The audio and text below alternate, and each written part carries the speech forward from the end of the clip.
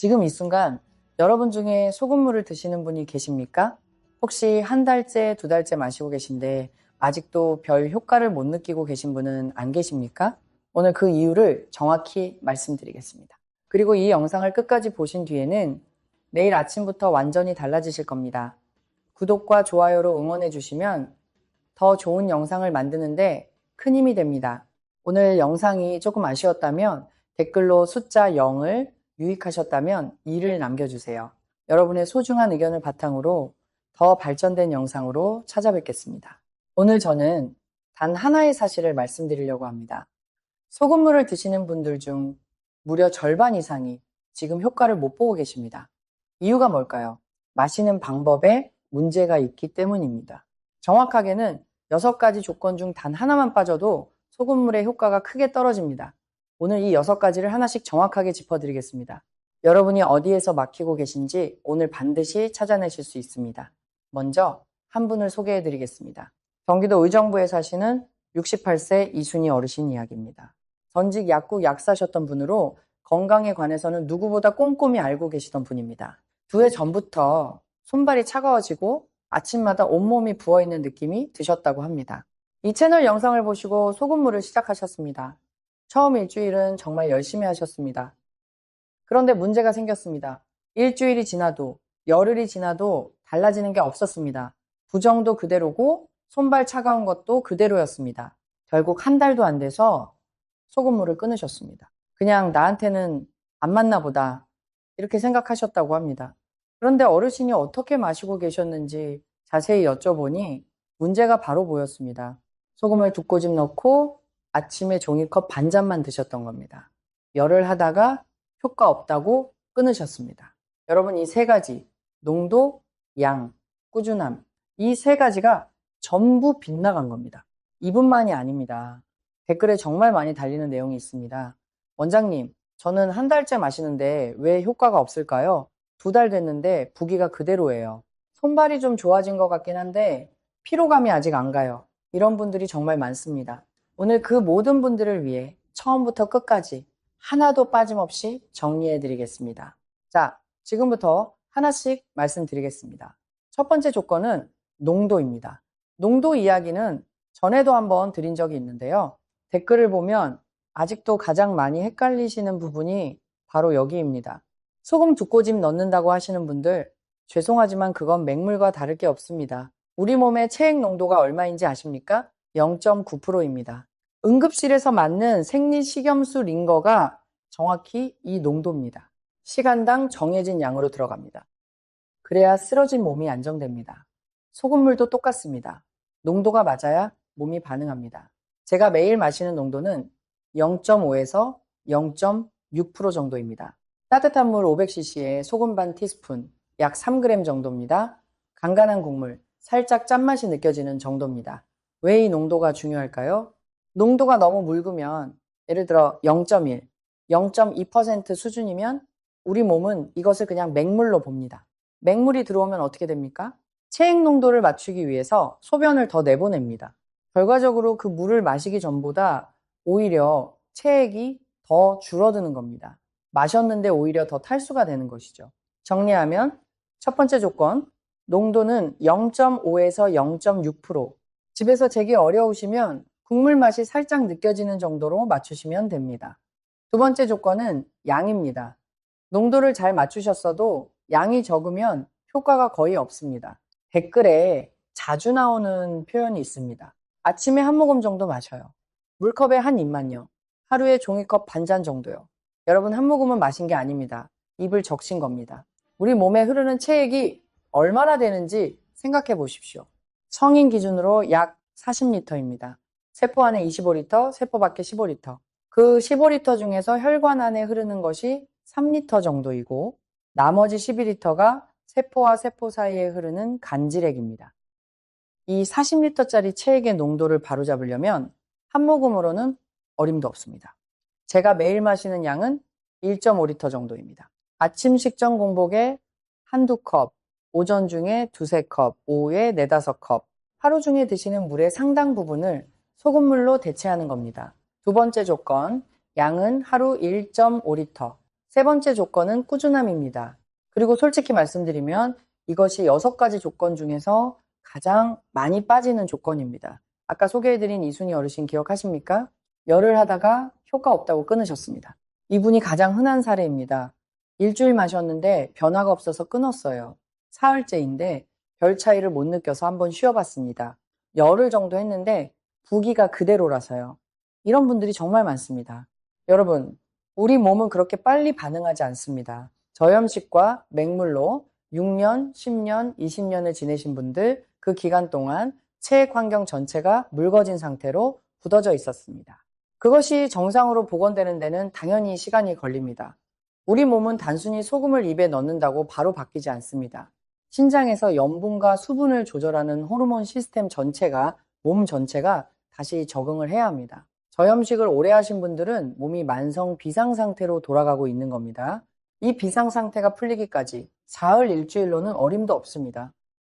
진료실에서 환자분들을 보면 한 달쯤 지나서야 손발 차가운 게 좀 나아졌다. 2달쯤 되면 부기가 빠지고 피로감이 줄었다는 말씀을 하십니다.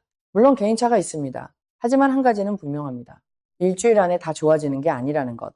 적어도 한 달은 끊지 않고 드셔야 합니다. 한 달도 못 견디시면 사실 시작하지 않은 것과 같습니다. 이순희 어르신은 이 이야기를 듣고 나서 다시 시작하셨습니다. 이번에는 농도도 맞추고 양도 맞추고 무조건 2달은 해보자고 마음먹으셨습니다. 그리고 2달 뒤 아침에 일어날 때 발이 훨씬 가볍습니다. 손이 예전처럼 차갑지 않아요.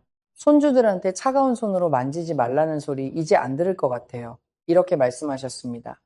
자, 세 번째 조건, 꾸준함. 최소 한 달, 가능하면 2달은 이어가십시오. 네 번째 조건은 운동과 땀입니다. 이건 댓글에서는 잘 안 나오는데 진료실에서 자주 발견하는 부분입니다. 운동하시는 분, 사우나 자주 가시는 분, 여름철 땀을 많이 흘리시는 분들, 이런 분들은 하루 1.5리터만으로는 부족할 수 있습니다. 땀에는 나트륨이 정말 많이 들어 있습니다. 1시간만 제대로 운동하셔도 땀으로 빠져나가는 나트륨이 의외로 많습니다. 평소에 농도와 양을 잘 맞춰서 드시던 분이 운동을 시작하셨는데 추가 보충을 안 하시면 어떻게 됩니까? 운동 끝나고 오히려 두근거리거나 어지럽거나 다리에 쥐가 나기 시작합니다. 몸이 나트륨이 부족합니다. 하고 보내는 신호입니다.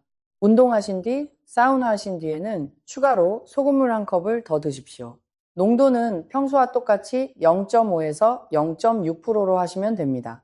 아침에 일어났을 때 평소보다 유독 피곤하고 머리가 무겁다 싶으면 일어나자마자 따뜻한 소금물 한 잔을 드시는 것이 좋습니다.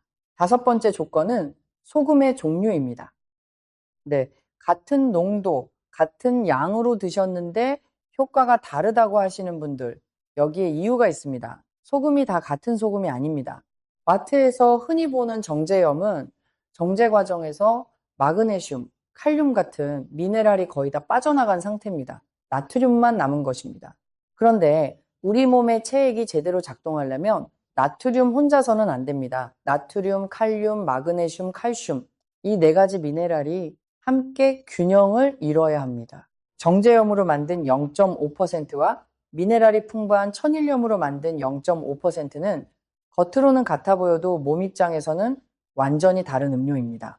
농도 맞추고 양 맞추고 꾸준히 하시는데도 효과가 없으시다면 5번째, 소금 종류를 한번 점검해 보십시오.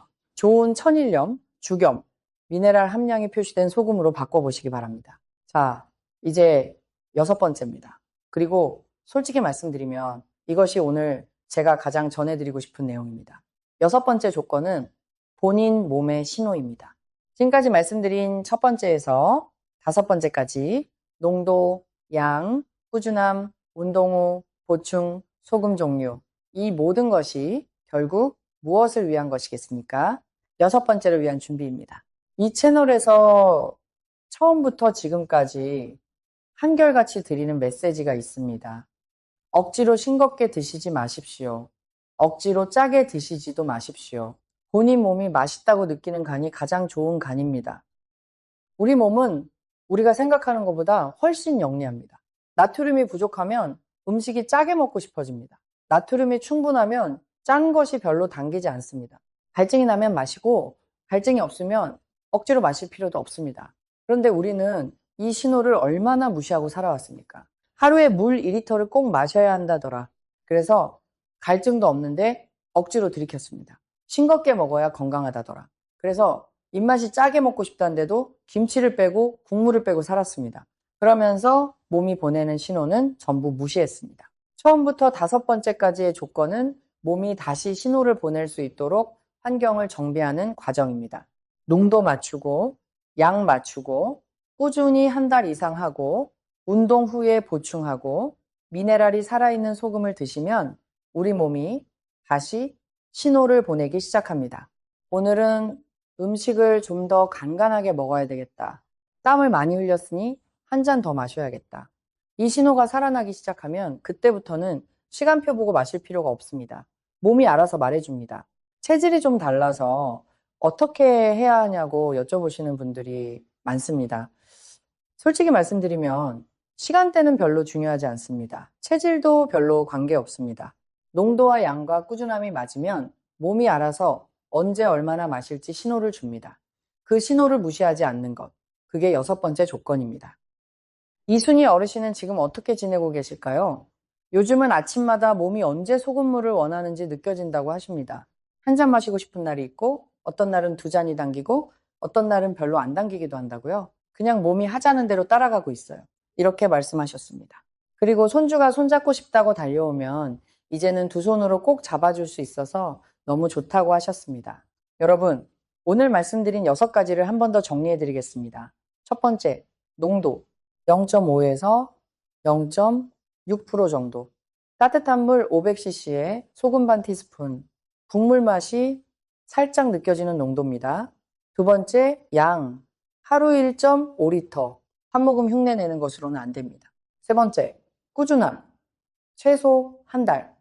일주일 안에 끊으시는 분이 가장 많습니다. 그것이 가장 흔한 실패 원인입니다. 네 번째, 운동 후 보충. 땀을 많이 흘리신 날에는 한 컵을 더 드십시오. 5번째, 소금 종류. 정제염 말고 미네랄이 살아있는 천일염 기반의 소금으로 드십시오. 6번째, 본인 몸의 신호. 이 신호를 되살리는 것이 목적입니다. 신호가 살아나면 몸이 알아서 이끌어줍니다. 이 중에서 본인이 빠뜨린 것이 어느 번호인지 오늘 꼭 한번 점검해 보십시오. 한 가지만 더 말씀드리겠습니다. 오늘 드린 내용은 신장, 간 기능이 정상이신 분들을 기준으로 한 일반적인 건강 정보입니다. 신부전, 간부전 같은 진단을 받으신 분들은 반드시 담당 선생님과 먼저 상의하시고 선생님 지시에 따라 시작하시기 바랍니다. 오늘 영상을 보시면서 나는 3번째가 문제였구나 또는 나는 5번째를 놓치고 있었구나 이 한 가지라도 발견하셨다면 오늘 영상은 충분한 의미가 있는 겁니다. 우리 여러분, 내일 아침 소금물 한 잔을 드실 때 오늘 배운 6가지 중 하나를 꼭 바꿔보십시오. 몸은 솔직합니다. 다른 환경을 만들어주면 반드시 반응으로 돌아옵니다. 오늘 말씀드린 내용이 도움이 되셨다면 좋아요와 구독 한 번만 눌러주시기 부탁드립니다. 더 많은 분들께 이 정보가 닿을 수 있도록 도와주십시오.